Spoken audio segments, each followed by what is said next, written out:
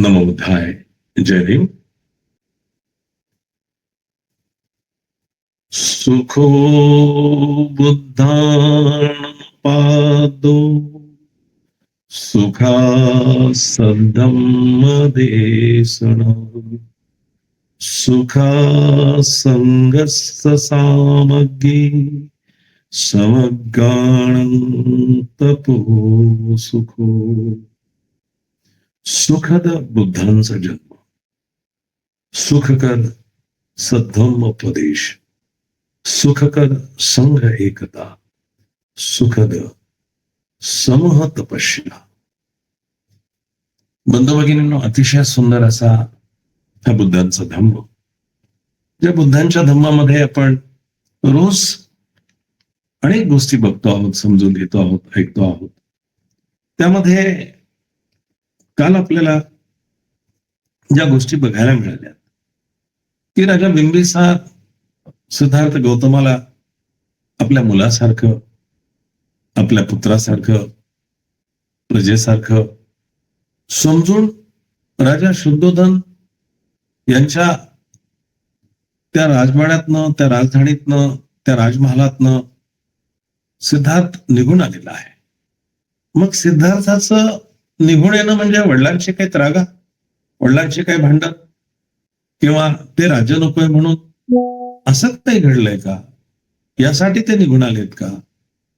मग त्यांना राज्य देऊ केलं, माझं अर्ध राज्य घ्या, हवं तर तुम्ही माझ्या राज्यातील सेनेमध्ये सेनापती व्हा आणि तुमच्या तलवारीची धार सगळ्यांना दाखवा आणि शत्रूंवरती मात करा. अशा वेगवेगळ्या पद्धतीने सिद्धार्थ गौतमाला हे राजा बिंबिसार सांगण्याचा प्रयत्न करतायत.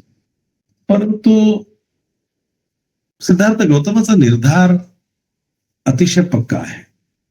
त्यामध्ये कुठेही चूक होणार नाही याची काळजी ते घेतच आहेत. आणि मग राजा बिंबिसाराला आता कसं समजून सांगायचं की मी माझं सगळं ऐश्वर्य सोडून आलोय. राजा बिंबिसार सांगतोय की तू तरुण आहेस, तुझ्या तारुण्यामध्ये तुला ज्या गोष्टी उपभोगता आल्या पाहिजेत तू त्या उपभोगण्याच्या सोडून अगदी संन्यासाचं जीवन जगण्याचा विचार करतोयस. याच्यासाठीच तुझं हे वय नाही. ते वय जेव्हा येईल तेव्हा तुला ते करता येईल, तेव्हा तू ते करू शकतोस. आणि अशा पद्धतीने हे सिद्धार्थ गौतमाला राजा बिंबिसार सांगण्याचा प्रयत्न करतात. त्यांचं मन पुन्हा संसारात रमावं यासाठी अगदी टोकाचे प्रयत्न करतात. सगळ्यांचेच करून झालेत. उदयनाचे झालेत, आईंचे झालेत, बाबांचे झालेत, मित्रांचे झालेत, छन्नाचे झालेत. एवढंच काय, पाळीव प्राणी कंठक नावाच्या घोड्याचे अश्रू सुद्धा ढाळून झालेले आहेत. मग हे सगळं झाल्यानंतर हे सिद्धार्थ मागे नाही फिरले. शाक्य संघाला दिलेलं वचन त्याचं पालन करण्यासाठी ते पुढे पुढेच निघालेले आहेत. आणि ते जेव्हा बिंबिसाराच्या सानिध्यात येतात, राजा बिंबिसार समजून सांगतोय, परंतु सिद्धार्थ गौतम राजा बिंबिसारालाच काय सांगतायत ते आपण आता बघूया. याप्रमाणे मगध राजाने गौतमाला इंद्राप्रमाणे योग्य आणि खंबीर शब्दात उपदेश केला. परंतु तो ऐकल्यावर राजपुत्र घळवळला नाही. तो पर्वताप्रमाणे अचल राहिला. राजा बिंबिसाराने अनेक बाजूने हे सांगण्याचा प्रयत्न केला की नको ते वैराग्याचं जीवन, नको ते वैराग्याचे जीवन, त्याचा उपयोग नाही आणि हे तुझं वय नाही. तू खरं तर सुखात, समाधानात, सर्व ऐश्वर्यांचा उपभोग घेतला पाहिजे. हे सगळं ऐश्वर तुझ्यासाठीच तर आहे, त्याचा तू उपभोग घेतला पाहिजेस. सगळं सांगून झालं. अगदी इंद्राप्रमाणे, म्हणजे देवलोकातील इंद्राचा शब्द जसा खंबीर आहे, अगदी त्या पद्धतीने सांगितलं. खंबीरपणात चांगल्या पद्धतीने सांगितलं. पण सिद्धार्थ गौतम हे सगळं ऐकून तसूवरही हल्ले नाही, डळमळीत झाले नाही. त्यांचा निर्धार पक्का होता आणि त्या पक्क्या निर्धारामुळे शांत आणि अचल राहून ते सगळं ग्रहण केलं. मगध राजाने याप्रमाणे उपदेश केल्यावर गौतमाने आपल्या शांत आणि स्नेहपूर्ण चेहऱ्यात बदल न करता खंबीर शब्दाने व खणखणीत वाणीने उत्तर दिले. म्हणजे बिंबिसाराने सांगून झालंय, अमुक करू नको, तमुक करू नको, मी असं का करतो आहे याचं उत्तर तर बिंबिसाराला सांगितलं पाहिजे. आणि ते उत्तर सांगण्यासाठी सिद्धार्थ तयार झाले आहेत. आपण जे सांगितले त्यात आपल्या दृष्टीने चमत्कारी असे काही नाही. सिद्धार्थ बिंबिसाराला म्हणतात, तुम्ही जे सांगितलंय ते चमत्कारिक नाही आहे, ते तसं तुम्ही सांगावं असंच आहे. त्यामुळे वेगळं काही तुम्ही सांगितलं नाही, चमत्कार नाही, किंवा तुम्ही मला जगामध्ये जे घडत आहे त्याच्यापेक्षा वेगळं नाही सांगितलं. स्वाभाविक आहे, ते तसं तुम्ही सांगावं असंच होतं आणि ते तुम्ही मला सांगितलेलं आहे. महाराज, सिंह हे ज्याचे राजचिन्ह आहे अशा थोर कुळात ज्या अर्थी आपण जन्मला आहात आणि ज्या अर्थी आपण आपल्या मित्रावर प्रेम करणारे आहात, त्या अर्थी आपल्या एका मित्राच्या बाबतीत आपण या मार्गाचा अवलंब करावा हे अगदी स्वाभाविकच आहे. राजा बिंबिसाराने आधीच सांगितलं होतं की राजा शुद्धोधनाचे आणि माझे कौटुंबिक संबंध आहेत, मैत्रीचं नातं आहे. त्यामुळे मैत्री करण्यासाठी आपण अतिशय योग्य आहात आणि त्या पद्धतीने आपण मित्रत्वाच्या नात्याने हे जे काही करत आहात तेही योग्य आहे, तेही चूक नाही आहे. आणि स्वाभाविकच आपला जन्म या सिंह ज्याचे राजचिन्ह आहे अशा कुळात झाला आहे. म्हणजे सिंह किती उदार असतो, त्याचं एकदा भोजन करून झालं की मग तो पुन्हा त्या भोजनाकडे बघत नाही. मग ते बाकीचे सगळे काय छोटे मोठे प्राणी असतात त्या भोजनाचा स्वाद घेत बसतात आणि तो विश्रांती घेत असेल तरी तो डिस्टर्ब होत नाही. मग हे असं सिंहाचं कुळ आणि त्या कुळामध्ये तुमचा जन्म झालेला आहे, त्याच्यामुळे तुम्ही थोर आहात आणि स्वाभाविकच त्या अर्थी आपल्या एका मित्राच्या बाबतीत आपण या मार्गाचा अवलंब करावा हे अगदी स्वाभाविक आहे. राजा शुद्धोधन तुमचा मित्र आहे किंवा आता तुम्ही मला मित्र म्हणून बोलता आहात, तर तुमचा अशा पद्धतीचा व्यवहार स्वाभाविक आहे. दुष्ट मनाच्या माणसांच्या बाबतीत त्याच्या कुळाला योग्य असा स्नेहभाव खंडित होतो आणि विलयास जातो. फक्त चांगली माणसेच स्नेहशील कृत्याची नवी परंपरा निर्माण करून पूर्वजांपासून चालत आलेल्या मैत्रीची वाढ करतात. पूर्वपार जे चांगल्या मनाची माणसं असतात तेच फक्त ही मैत्री जपतात आणि ती मैत्री वाढवतात. म्हणजे ज्या माणसांची मनं शुद्ध आहेत, दुष्ट मनाच्या माणसांच्या बाबतीत त्यांच्या कुळाला योग्य असा स्नेहभाव खंडित होतो. मुळामध्ये ज्यांच्या मनामध्ये असूया आहे, घृणा आहे, तिरस्कार आहे, ते कसे एकमेकाबरोबर मित्रासारखे राहू शकतील? त्यांचं मित्रत्व टिकणारच नाही. त्यांच्या मनामध्ये स्वार्थ असेल तर स्वार्थी मित्र होऊ शकत नाहीत. निस्वार्थपणाने जे एकमेकाबरोबर असतात त्यांची मैत्री प्रदीर्घ काळ टिकते, दूरपर्यंत यांचा प्रवास फार छान होतो. आणि अशा पद्धतीने आपल्या मित्रांचे दैव फिरले तरी त्यांच्याशी वागताना जे आपल्या वर्तनात बदल करत नाहीत त्यांनाच मी माझ्या अंतःकरणात खरे मित्र म्हणून स्थान देतो. ठीक आहे, माझे दिवस पूर्वीसारखे राहिलेले नाहीत. मी राजपुत्र आहे, कबूल आहे, परंतु मी आज राजपुत्र नाही. मी संन्यस्त आहे, मी परिव्रजा घेतलेली आहे, मी रस्त्यावर आहे. माझ्यासाठी मी राजमहालात असताना वेगवेगळ्या प्रकारचं मिष्टान्न करून देणारे लोक होते. आज माझ्या हातात भिक्षापात्र आहे. हे सगळं जे घडतं आहे, जसं घडतं आहे, मला कल्पना आहे की त्यामुळे मला जाणवत आहे की माझे दिवस, राजा रंक झाला, राजा रस्त्यावरती आला, राजपुत्र त्या जागेवर नाही आहे जिथे तो आधी होता. म्हणजे दिवस फिरले आहेत, वाईट दिवस आले, दुःखाचे दिवस आहेत, परंतु दुःखाचे दिवस आले असतानाही जो पाठ फिरवत नाही, जो मित्रत्वाला नाकारत नाही. आपण बघतो आजकालच्या जमान्यामध्ये ज्यांच्याकडनं फायदा असेल त्यांच्याशी गोड गोड बोलून आपण त्याच्याबरोबर मैत्री वाढवतो. पण तो अचानक अडचणीत आला, त्याला काही त्रास झाला, मैत्री संपली. कसली मैत्री? मग इतकी वर्ष बरोबर होतो, सगळं काही अलबेल होतं, व्यवस्थित होतं, अचानक 50 खोके दिसले, संपली मैत्री. आता काही मैत्री राहिलेली नाही. ह्या मैत्रीमध्ये स्वार्थ दडलेला होता. मग ती मैत्री टिकते का? नाही टिकत. आजकाल हे असं होतच, असं घडतच. परंतु सिद्धार्थ गौतम म्हणतात की एखाद्या मित्राचं दैव फिरलं आणि तो अतिशय वाईट अवस्थेमध्ये आला असेल तरी सुद्धा त्याला न नाकारता त्याच्याबरोबर मित्रत्वाचा संबंध कायम ठेवून जो राहतो त्याला मी खरा मित्र म्हणतो, असं सिद्धार्थ गौतम त्यांना सांगताय. या जगात आपल्या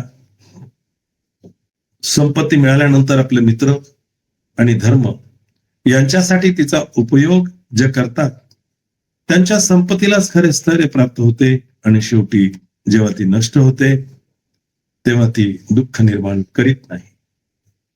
माणसं संपत्तीसाठी वाटेल ते करतात, म्हणजे सगळ्या प्रकारची धडपड त्याच्यासाठीच असते. मग माझा नंबर जगात सगळ्यात श्रीमंतांमध्ये कसा लागेल असा विचार करणारे लोकही काही कमी नसतात.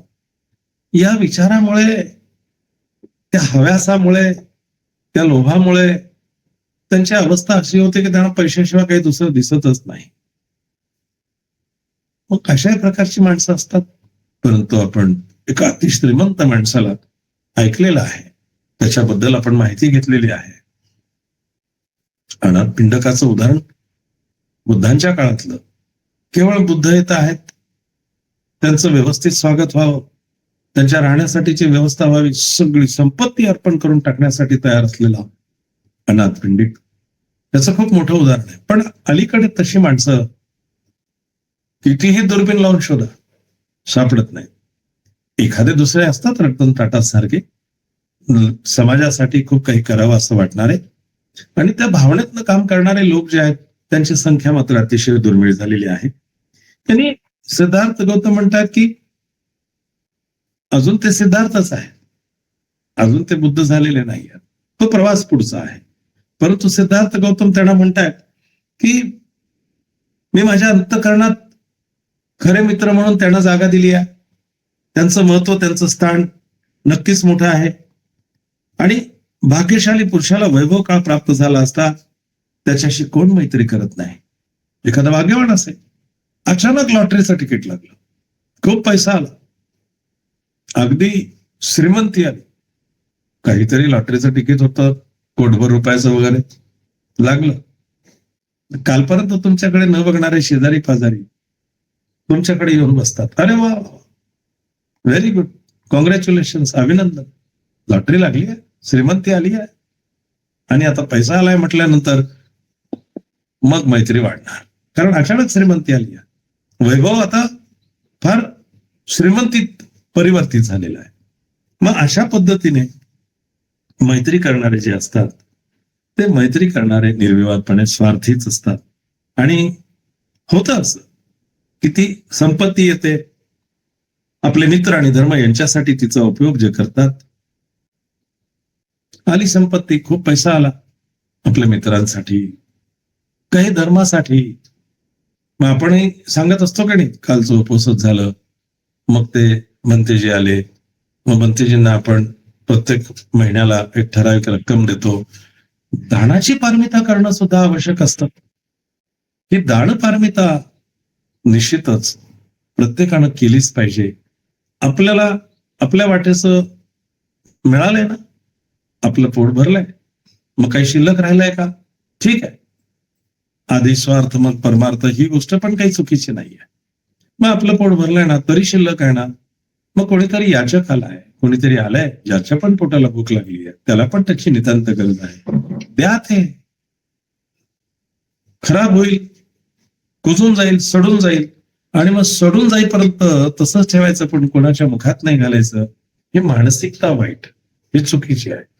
ज्याची अशी असेल त्याची संपत्ती पण शेवटी तशाच पद्धतीने वाया जाईल, ती काही चिरकाल टिकणार नाही. पण जो मित्रांसाठी, जो धर्मासाठी या संपत्तीचा उपयोग करतो, त्याची संपत्ती मात्र संपणार नाही, ती स्थिर असते, तिला स्थैर्य असतं.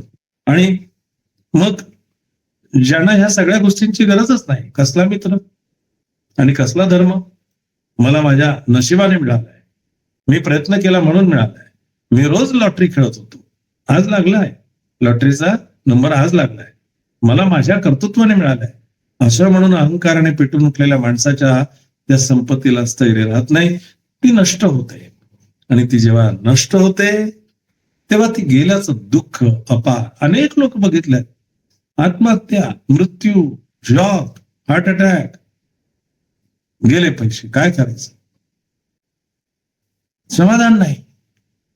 अरे गेले तर गेले, कुठे वरून येताना बरोबर घेऊन आला होतास, मग ते बरोबर जाणार आहे का?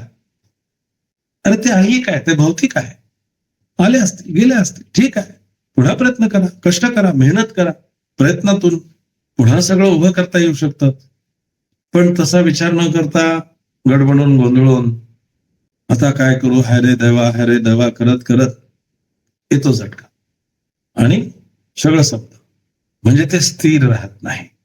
अशा पद्धतीने सिद्धार्थ गौतम या राजालाही सुंदर पद्धतीने सांगतात, महाराज, माझ्याविषयीच्या आपल्या सूचनेला शुद्ध औदार्य आणि मित्रत्व यांचीच प्रेरणा आहे. मी आपल्याला नम्रतेने आणि शुद्ध मित्र भावनेने भेटेन. मी माझ्या उत्तरात दुसऱ्या कशाचाही उच्चार करणार नाही. सिद्धार्थ गौतम राजा बिंबिसाराला सांगतायत की तुमची मैत्री निश्चितच खूपच चांगली आहे, निर्भेळ आहे. मी आपल्याला नम्रतेने सांगतो की मी माझ्या उत्तरात दुसऱ्या कशाचाही उच्चार करणार नाही. ही मित्रत्वाची भावना असेल, ही प्रेम भावना असेल.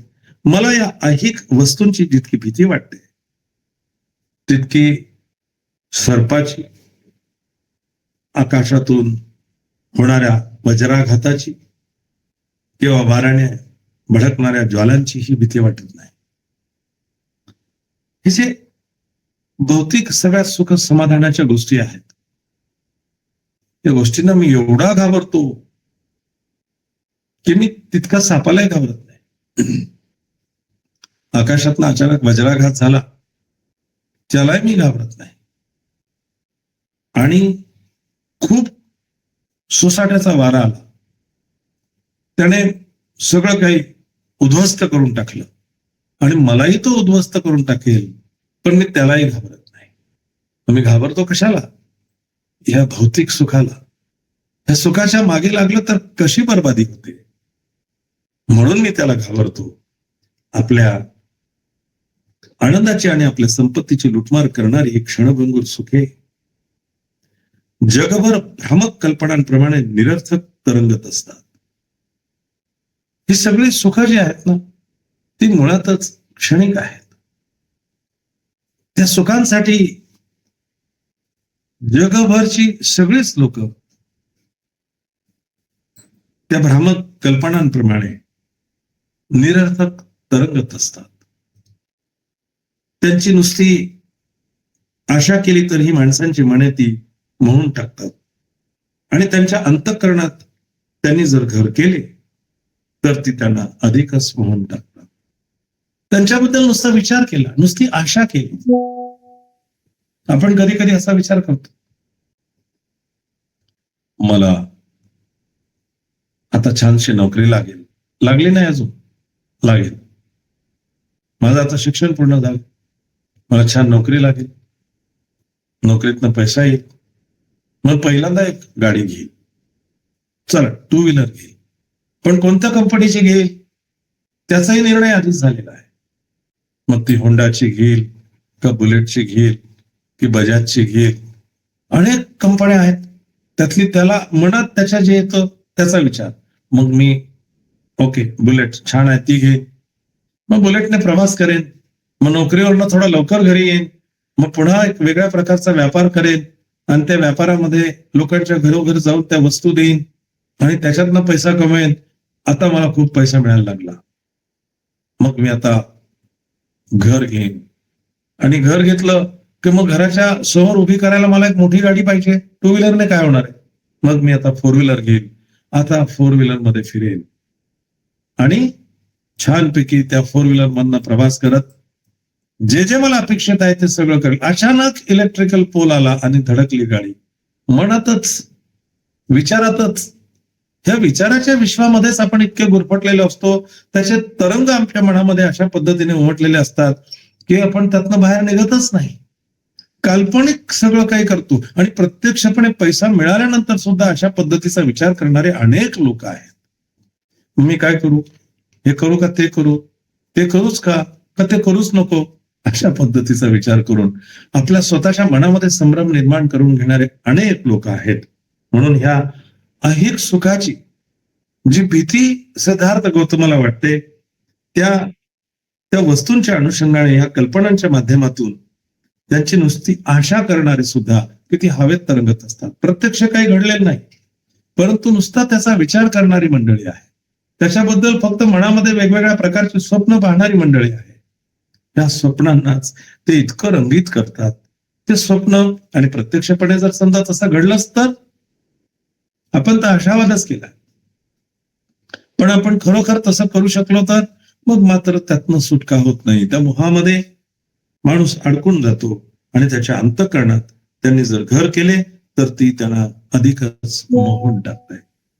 या पद्धतीने सगळं मला हवंय, सगळं माझंच आहे, कोणी हात लावायचा नाही, मी माझ्यासाठी करून ठेवलं, एवढं मी केलं आणि मग तरी सुद्धा मला कोणी विचारत नाही, अशा प्रकारची मनामध्ये एक वेगळ्या प्रकारची भावना जर समजा मोठी मोठी मोठी होत असेल तर ते तुम्हाला जास्त त्रासदायक असतं. तुमचं सर्व सुख ते हिरावून घेतं. सिद्धार्थ गौतम तेच सांगतायत की मला या सुखाची अभिलाषा नाही, कारण त्याची मला भीती वाटते. आणि म्हणून आपल्या आनंदाची, सुखाला बळी पडलेल्या देवांच्या स्वर्गात आनंद मिळत नाही आणि मानवाच्या जगात तर आनंद मुळीच मिळत नाही. अगदी सुखाला जे बळी पडलेले असतील त्यांना देवांच्या स्वर्गात देखील आनंद मिळत नाही. ठीक आहे, देवांच्या स्वर्गात असतील, गेले असतील, ते तिथे राहत असतील, परंतु तिथे सुद्धा त्यांना आनंद मिळत नाही, कारण त्यांना फक्त सुख हवंय, सुखाची अभिलाषा आहे, सुखासाठी सर्व काही, असा विचार त्यांच्या डोक्यामध्ये आहे.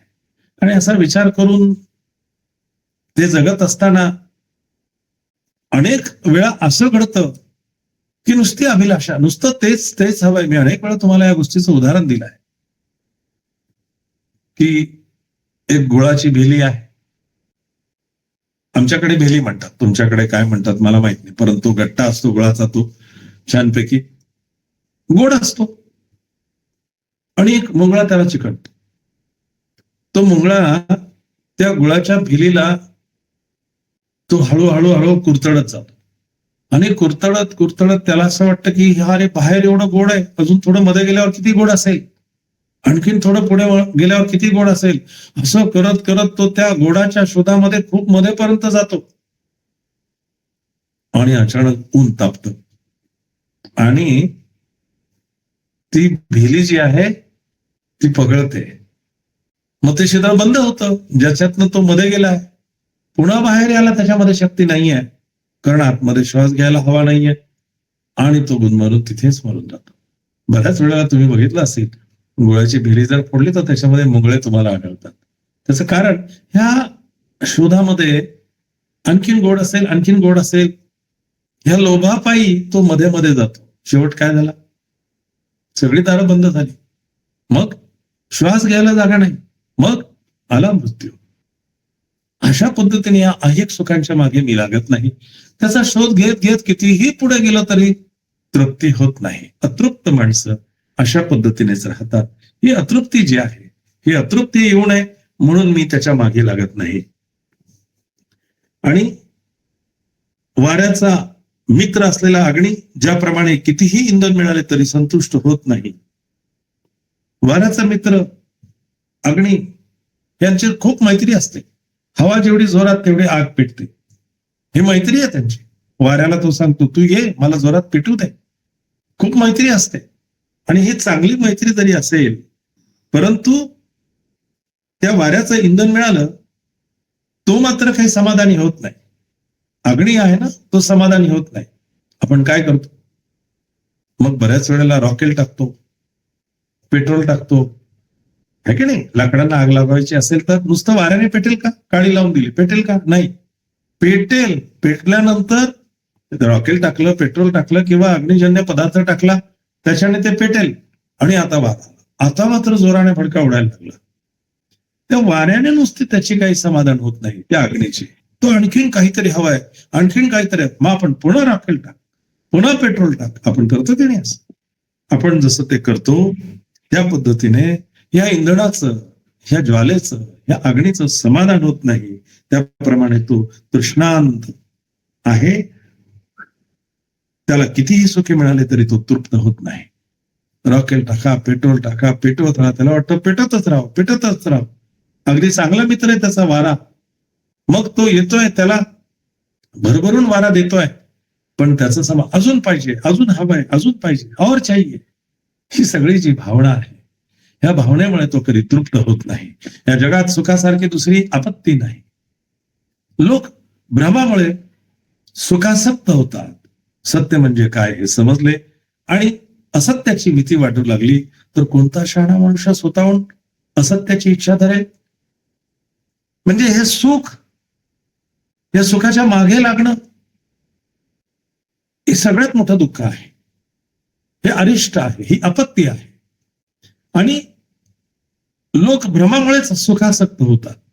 त्यांना वाटतं की मला हे मिळालं तर मग माझ्यासारखा मोठा माणूस नाही. काय एकदा नगरसेवक झालं, अरे मी म्हणजे आता नगरसेवक झालो म्हणजे आता याच्यासारखी मोठी गोष्टच नाही. म्हणून नगरसेवक होण्यासाठी वाटेल त्या पद्धतीने सगळं काही करायला तयार झाला नगरसेवक. मग आता स्वप्न पडायला लागलेत, मी आता नगराध्यक्ष व्हावं. प्रयत्न केले, झाला नगराध्यक्ष. आता आमदारकीचे स्वप्न पडायला लागले. कुठे थांबायला तयार आहे का तो? तुम्ही असे बरेच लोक पाहिले असतील, हो की नाही? तुम्हाला माहिती असेल, विलासरावजी देशमुख महाराष्ट्राचे मुख्यमंत्री होते.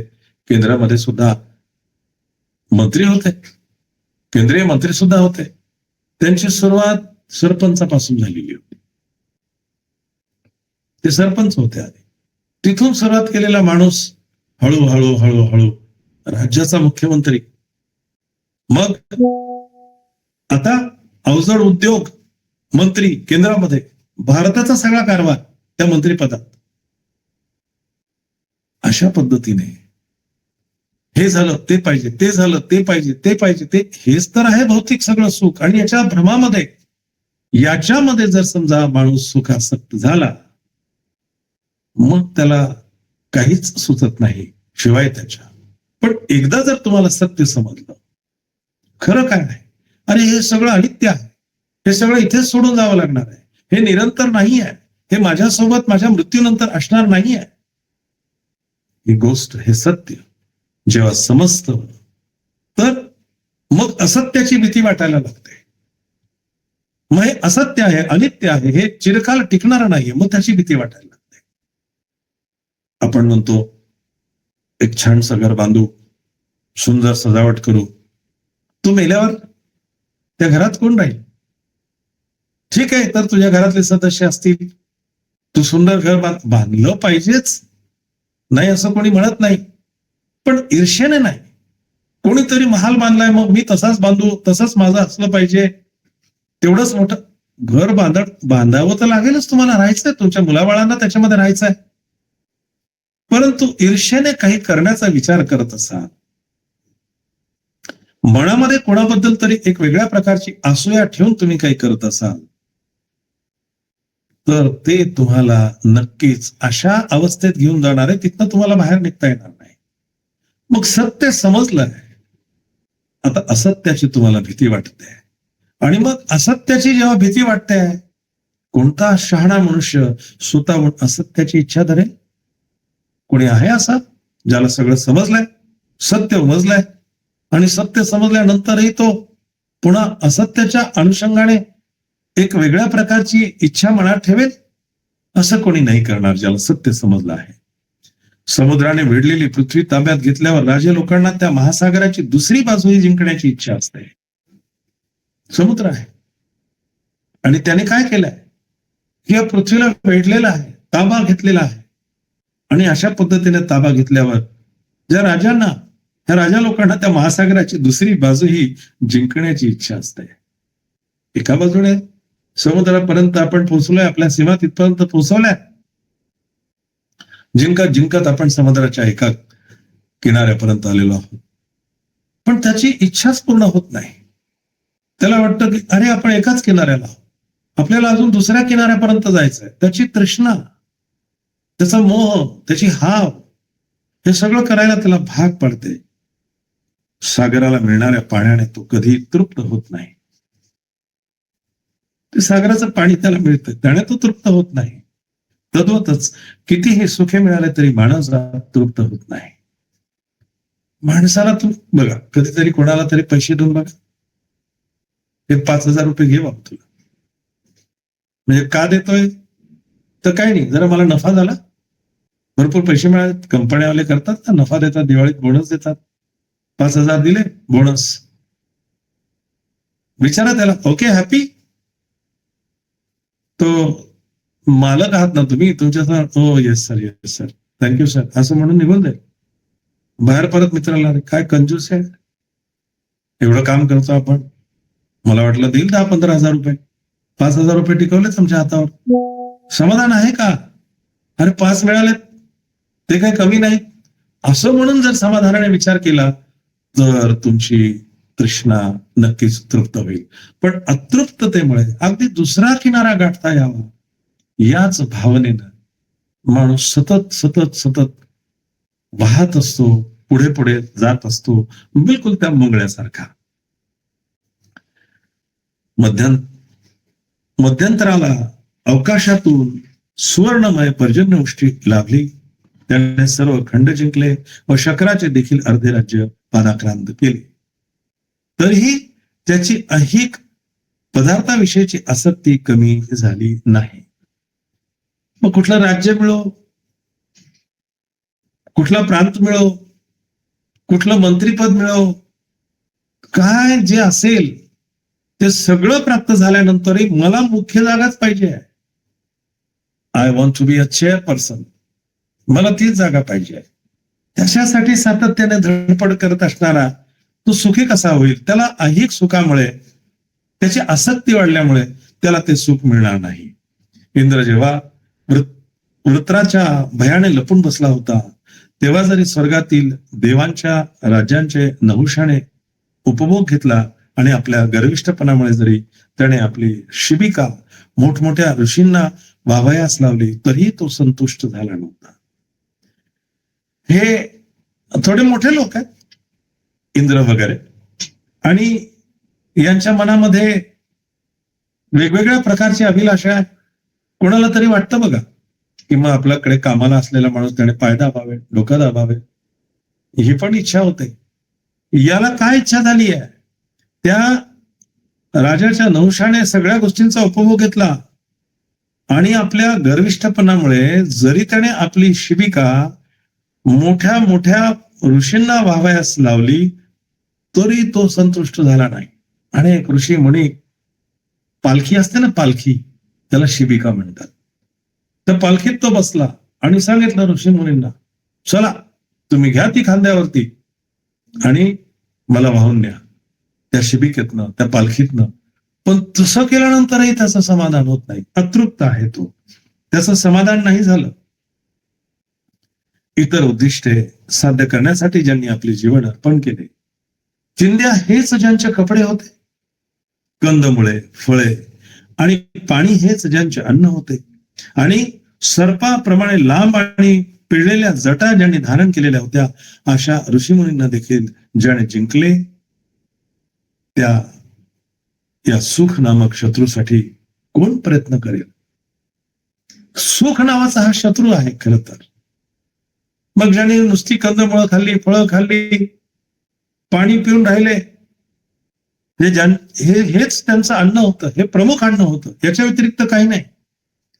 आणि सर्पाप्रमाणे लांब आणि पिळलेल्या जटा ज्यांनी धारण केल्या, अशा लांब सडक जटा म्हणजे डोक्यावरचे केस हे अगदी सापासारखे लांब सडक आहेत, पिळलेले आहेत, कुरळे झालेले आहेत, असे जरी सगळे असले त्यांनी धारण केलेले आहेत, अशा ऋषीमुनींना देखील ज्याने जिंकले. आपण अनेक उदाहरणं बघितलेली आहेत. अनेक ऋषींची तपश्चर्या ह्या सुखामुळे गेलेली आहे. म्हणजे विश्वामित्राला सुद्धा हीच आशा होती, किती तपस्वी होता तो, पण त्याला वाटलं की आता मला माझा हुकूम मानला गेला पाहिजे. इंद्राचा स्वर्ग आहे, ब्रह्माचा स्वर्ग आहे, मी माझा स्वर्ग निर्माण करेन आणि तिथला प्रमुख मी असेल, मी माझा आदेश देईन, त्या आदेशाचं पालन झालं पाहिजे, अशा प्रकारची एक मानसिकता, एक इच्छा, एक तृष्णा, एक लोभ ज्यांच्या मनामध्ये आहे. मग आहे की नाही सुख हे सगळ्यात मोठे शत्रू. सुख हे सगळ्यात मोठा शत्रू आहे. आणि मग समजल्यावर त्या सुख नावाच्या शत्रूसाठी कोण स्वतःला त्रास करून घेईल, कोण त्याच्या मागे लागेल. सगळं इथेच राहणार आहे, सगळं सोडून जावं लागणार आहे. म्हणजे या ऐश्वर्याचा उपभोग तुम्हाला आता तुम्ही ज्या पद्धतीने घेतायत, तुम्ही विचार करतायत की जमवा, अजून जमवा, सोनं नाणं घोडं गाडी चांदी हे सगळं पाहिजे पाहिजे पाहिजे करत करत करत तुम्ही सगळं सुख तुम्हालाच पाहिजे. पण तुम्हाला ते खरं सुख मिळत नाही जे आत्मसमाधान देतं, जे तुमच्या मनाला खऱ्या अर्थानं शांत करतं. ते समाधान मिळत नाही. काय होतं, पाहिजे पाहिजेच्या नादामध्ये न बायका पोरांकडे लक्ष दिलं जातं, न स्वतःच्या शरीर प्रकृतीकडे लक्ष दिलं जातं. मर नुसते कष्ट, नुसतं का कशासाठी, मला मोठं व्हायचं आहे, मला श्रीमंत व्हायचंय. अरे आहे त्याच्यात समाधानी राहा रे बाबा. मिळतंय ना 2 वेळेचं छानपैकी, ठीक आहे. अजून 4 पाहुणे आल्यानंतर त्यांना सुद्धा थोडस देता यावं एवढाचा प्रयत्न नक्की करावा. तथागत आम्हाला तुम्ही श्रीमंत होऊ नका असं कधीच सांगत नाही. तुम्ही श्रीमंत जरूर व्हा, कष्टाने प्रयत्नाने जरूर मोठे व्हा, पण ते सगळं करत असताना तुम्ही तुमच्या अवतीभोवती असलेल्या लोकांना विसरून उन्मत्त होऊ नका. तुमचं पोट भरलंय, इतरांचं पोट अजून भरायचं आहे, त्यांच्यासाठी थोडासा प्रयत्न करा. तुमच्याकडे घरामध्ये इतकं आहे, तुमचं झालंय सगळं, आणि तरी तुमच्याकडे येणारे याचकाला देण्याची तुमची इच्छा होत नाही. तुम्ही स्वार्थी आहात, तुम्ही इतके अप्पलपोटे आहात की तुम्हाला सगळं काही तुमच्यासाठी हवंय आणि आत्ता संपलंय. मग काय, मग पुन्हा तेच ते मला खायला हवंय. म्हणजे आत्ताच जेवण करून झालंय, पण ते मला पुन्हा संध्याकाळी पाहिजे, उद्या सकाळी पाहिजे, आणि शिळं तर खाणार नाहीये. मग देऊन टाकलेलं काय वाईट. बाबासाहेब काय म्हणतात, पे बॅक टू सोसायटी. तुम्ही ज्या समाजात आलेला आहात, त्या समाजाचे तुमच्यावरती उपकार आहेत. त्या समाजामुळेच तुम्ही एवढे मोठे झालात. बाबासाहेबांनी नसतं दिलं आरक्षण, आणि नसतो मी जर समजा या बाबासाहेबांच्या कुळीत जन्माला आलो तर कदाचित मी हुशार असतोही आहे, परंतु केवळ बाबासाहेबांनी दिलेल्या मार्गामुळे मला इथपर्यंत पोहोचता आलं. मी आणि पुढे मोठा होऊ शकलो असतो, पण बाबासाहेबांच्या पायाच्या पुण्यामुळे मोठा झालो ना, अधिकारी झालो ना, घरदार सगळं काही आहे ना. मग कर्तव्य नाहीये का, समाजाकडे वळून बघण्याचं काम नाहीये? मी मोठा झालो, काय घेणं मला माझ्या समाजाशी, कशाला पाहिजे, त्या भिकाऱ्यांना कशाला मदत करू, असला घाणीला विचार करून जर समजा तुम्ही जगत असाल तर तुमचं वाटोळ होणारच आहे, नक्कीच होणार आहे. एवढं तुम्ही निश्चित धरून चला.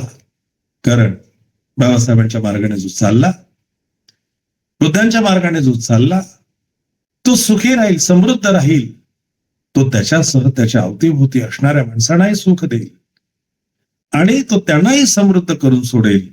हा जो विचार आहे, हा विचार ज्यांनी पेरलेला आहे, तथागतांचा हा अतिशय पवित्र धम्म आम्हाला ज्यांच्यामुळे समजलेला आहे, ते परमपूज्य बोधिसत्व महामानव युगंधर विश्वरत्न ज्ञानसागर आणि संविधानाचे प्रमुख बाबासाहेब डॉक्टर भीमरावजी आंबेडकर यांच्या माध्यमातून हे आमच्यापर्यंत आलेलं आहे आणि म्हणून त्यांच्या चरणी त्रिवार वंदन करणं हे आमचं आद्य कर्तव्य आहे आणि त्यांनी सांगितलेल्या प्रतिज्ञेचं पालन करणं हेही आमचं कर्तव्य आहे. म्हणून बाबासाहेब सांगतायत, प्रतिज्ञा आपण करूया, जीवसृष्टी आहे असीम ती सागर पार करण्याची. प्रतिज्ञा आपण करूया, आपणात दोष असंख्य ते नष्ट करण्याची. प्रतिज्ञा आपण करूया, आहेत सत्य अनंत ती पूर्ण आकलण्याची. प्रतिज्ञा आपण करूया, बुद्धांचा अतुल्य मार्ग तो संपूर्ण साध्य करण्याची. हा अतिशय सुंदर मार्ग आहे तो साध्य करण्याचा विचार करणे, बाबासाहेबांच्या विचारांची शिदोरी घेऊन पुढे पुढे जात राहणे, आपल्याकडे आहे ते इतरांना देऊन त्यांनाही समृद्ध करणे, हा विचार तुमच्या मनामध्ये पेचता यावा यासाठीच हा धम्मतरंगचा प्रवास. या प्रवासाचे तुम्ही सगळेच सहप्रवासी. या प्रवासामध्ये निरंतरता ठेवून पुढे जाण्यासाठी विश्वास मनात निर्माण करावा अशी या धम्मतरंगच्या माध्यमातून आम्ही इच्छा व्यक्त करतो. आपण अतिशय छान असं शांततेचं सहकार्य केलं, त्या सहकार्यासाठी मनोभावे धम्मतरंगच्या वतीने आपल्या सगळ्यांचे आभार व्यक्त करतो, धन्यवाद व्यक्त करतो आणि आता इथे थांबतो. पुन्हा भेटूया संध्याकाळच्या सत्रात आणि याच ग्रंथासाठी उद्या सकाळी याच वेळेला. नमो बुद्धाय. जय भीम.